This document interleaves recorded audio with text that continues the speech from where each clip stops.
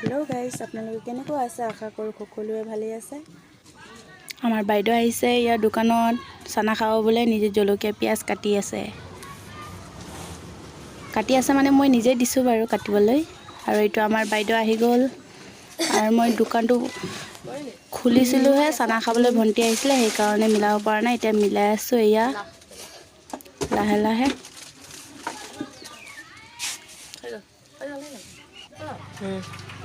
আকৌ মেলাৰ লগতে মায়ে ক'লে দোকানটো বন্ধ কৰিব। এয়া বজাৰ যাবলৈ মায়ে ক'লে বজাৰ যাব লাগিব, সেইকাৰণে দোকানটো বন্ধ কৰে। এয়া ওলাই আহিলোঁ আৰু এতিয়া গৈ আছোঁ বজাৰ আহি পাই গ'লোঁ। এয়া দেখিছেই নহয়, বজাৰ আহি পাই গ'লোঁ আৰু প্ৰথমতে আহিলোঁ আমি দোকানৰ বজাৰ কৰিবলৈ। দোকানৰ বজাৰ হৈ গ'ল আৰু মায়ে হিচাপ কৰি আছে কিমান কি টকা হ'ল। আৰু আমি টমটমত বহিলোঁ, লৈ আহি মেলি ঘৰত আহি পাই গ'লোঁ। আমি দোকানত এয়া দোকান খুলি মেলি বহি আছোঁ আমি। এয়া বাই বাই। আকৌ ভাবিলোঁ কিবা এটা দেখিলোঁ আপোনালোককো দেখাওঁ। এইয়া আমাৰ হাতী বাবা আহিছে আৰু ঘৰতো আহিছে।